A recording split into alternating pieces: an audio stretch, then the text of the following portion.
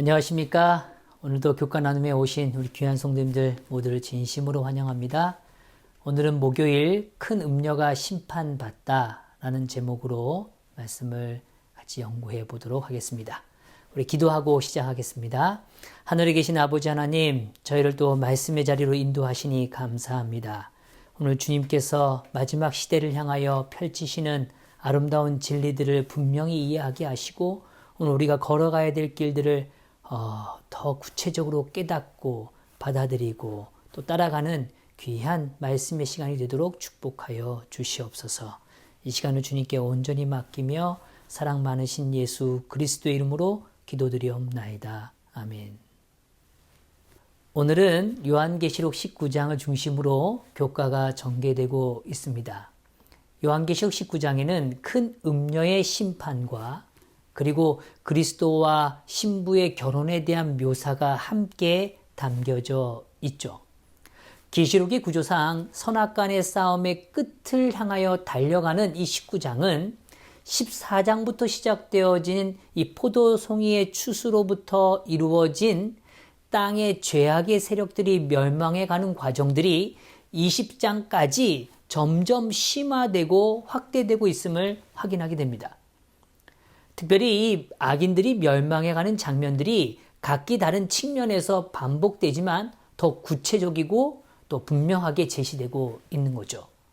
특별히 이 19장에서 두 개의 잔치가 묘사되고 있어요. 어린 양의 혼인잔치와 새들의 잔치가 나타나고 있는 거죠.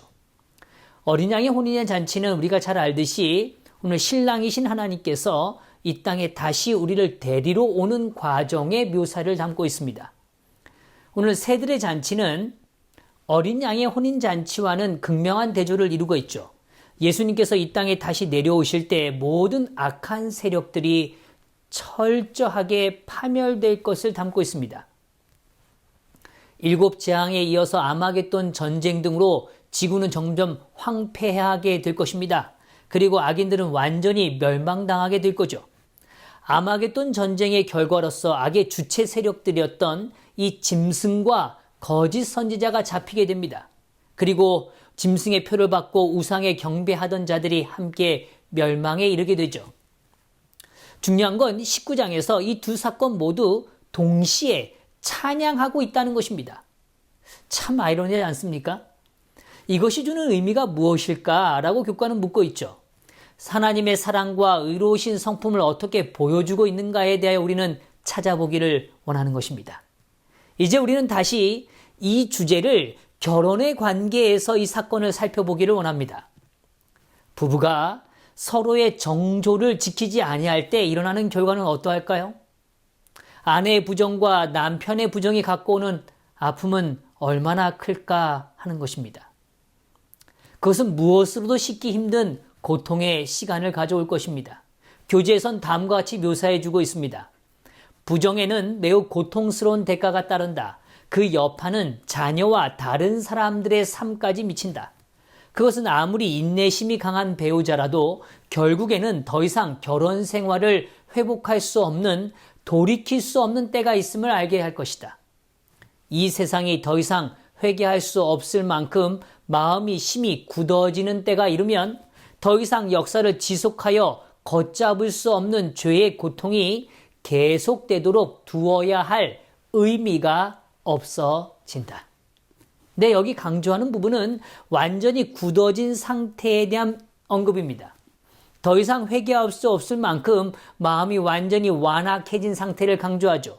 이때가 되면 더 이상 죄가 허용된다는 것 자체가 의미가 없어지는 거죠. 왜냐하면 사람들을 더 이상 고통 가운데 두어야 할 이유가 없게 되는 것이죠.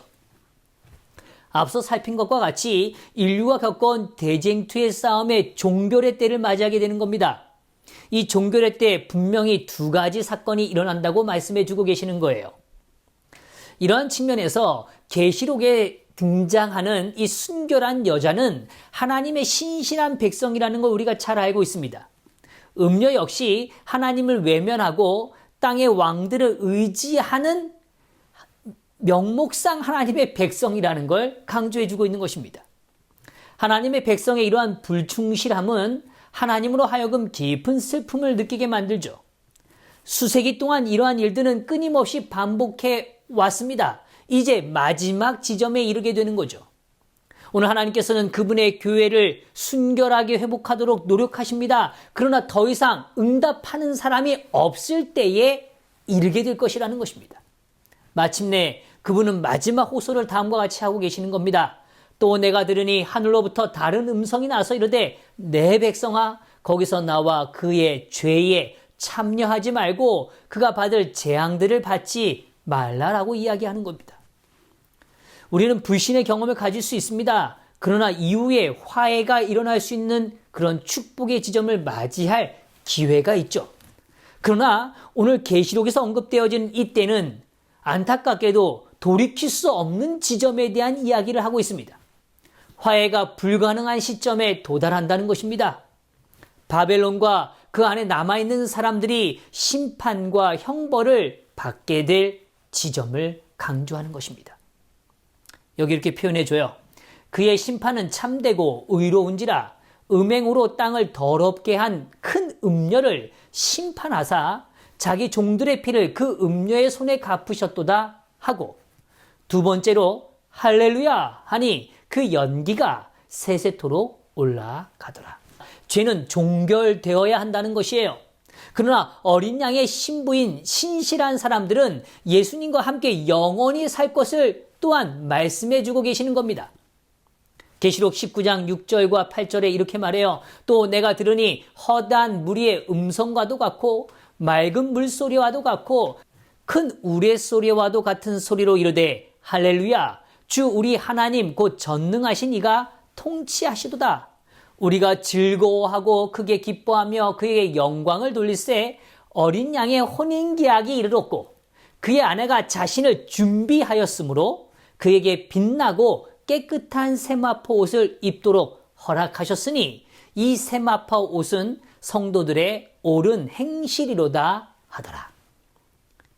이 말씀 가운데 우리는 매우 중요한 결혼 예식의 의미를 확인하게 됩니다.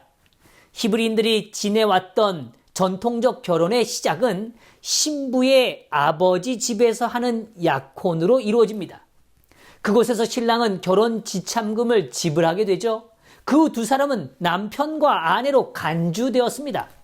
그런 다음 신랑은 그와 신부가 살 거처를 마련하기 위해서 그의 아버지 집으로 돌아갑니다.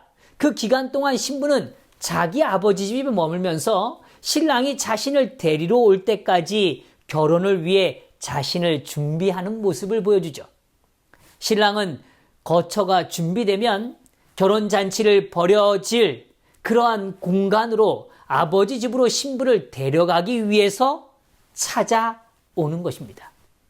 여기 매우 중요한 사실을 확인하게 됩니다. 이미 신랑은 결혼 지참금을 지불함으로 남편과 아내가 되었다는 사실이에요. 결혼 관계로 들어갔다는 뜻입니다. 이미 남편과 아내가 되어진 존재라는 것입니다. 두 번째로 이제 거처를 준비하면 신부를 데려가기 위해서 뭐 해야 된다는 겁니까? 돌아온다는 것이죠. 이것은 매우 실제적 사건이에요. 우리 앞에 펼쳐질 예언이지만 그 속에 결혼이란 예식을 통하여 우리에게 아주 실제적으로 일어나는 결혼식을 통하여 장차 일어날 예언적 사건들을 정확하게 묘사해주고 계시는 겁니다. 이것을 우리가 우리의 삶으로 적용해 보면 오늘 예수 그리스도께서는 십자가를 통하여 우리를 향한 대가를 이미 지불하신 겁니다. 우리를 아내로 삼아 주신 것이죠. 이제 완전한 연합을 이루기 위하여 우리를 위해서 거처를 마련하신 다음에 어떻게 해요?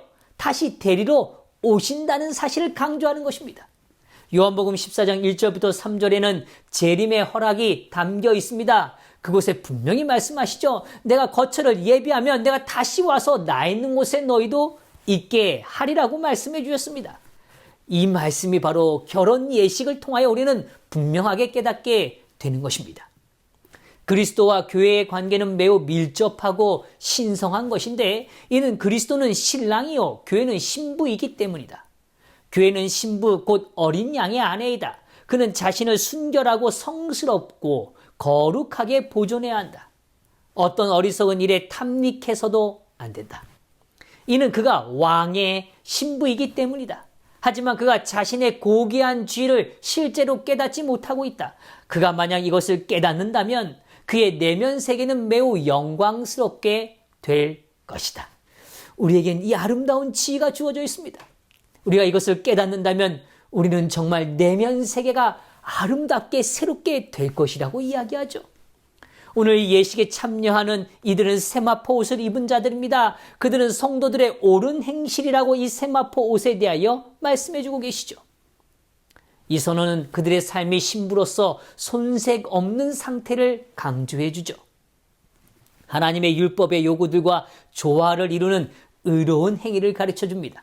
그런데 기억할 사실이 있어요.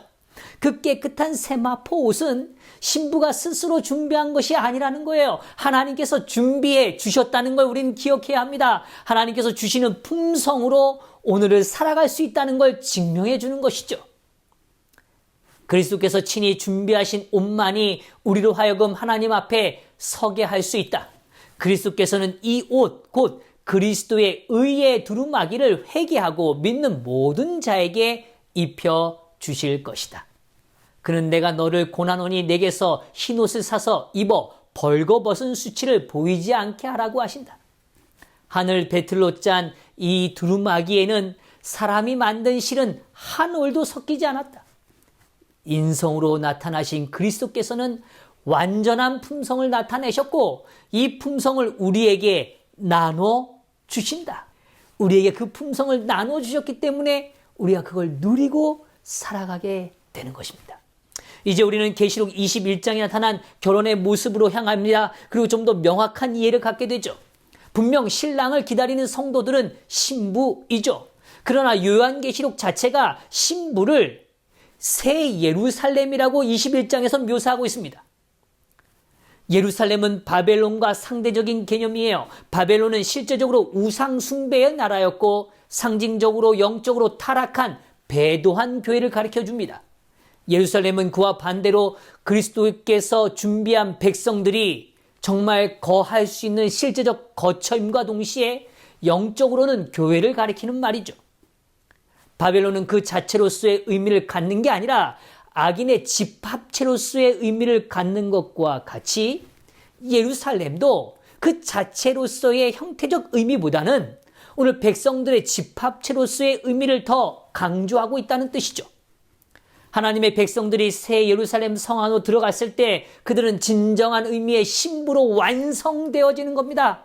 성도들과 예루살렘 성 둘 다 그리스도의 신부라는 사실이죠. 이 둘은 밀접하게 연관되어 있어요. 둘은 아름다운 옷을 입은 신부로서 정결해져 있다는 것이죠. 교회는 흰 세마포 옷을 입고 있고 새 예루살렘은 금과 진주와 보석같이 빛나는 하나님의 영광으로 치장되어 있다는 것입니다. 이제 완전한 일체가 일어나는 모습을 보게 되는 것입니다. 준비된 신부들이 준비된 새 예루살렘에서 완전한 연합으로 하나됨으로 하나님과 만나 하나 되는 경험의 축복, 그 잔치를 누리게 되는 것입니다. 얼마나 아름다운 장면입니까? 우리가 얼마나 소망하는 그 날입니까? 가장 완전한 결혼식의 상징이 경험되어진 날인 겁니다. 그 자리에 우리가 함께 있게 되기를 간절히 바랍니다. 평생의 연합이 되는 결혼은 그리스도와 그분의 교회 간의 연합의 상징이다. 그리스도께서 교회에 대하여 나타내시는 정신은 남편과 아내가 서로에게 나타내야 할 정신이다. 우리는 이 두 가지를 다시 한번 정리하고 확인하게 됩니다. 하나는 실제적 이 땅에서 육체적 우리가 살아가는 삶 속에 느끼는 결혼의 제도 속에서 오는 축복이고 나중에 궁극적으로 이루어지는 예언이란 결혼 예식을 통하여 비유적으로 보여주는 완전한 연합의 지점입니다. 두 곳 모두 하나님이 주시는 완전한 축복의 지점인 것이죠. 오늘 우리의 품성이 그 아름다움을 경험하는 아름다운 과정이 되기를 간절히 바라면서 말씀을 마치겠습니다. 기도하겠습니다. 하늘에 계신 아버지 하나님, 저희를 사랑해 주셔서 감사합니다. 정말 오늘 우리에게 주어진 그 아름다운 제도를 누리며 그 본질적 의미를 깨달으며 살아갈 수 있도록 축복하여 주시옵소서. 그리고 장차 이루어질 그 영원한 하나님의 언약의 성취인 그 아름다운 결혼 예식에 우리 모두가 동참할 수 있도록 축복하여 주시옵소서. 주님, 이 하루 주님 안에서 오늘 아내로서, 신실한 아내로서 살아가기를 간절히 바라며 사랑 많으신 예수 그리스도의 이름으로 기도드리옵나이다. 아멘.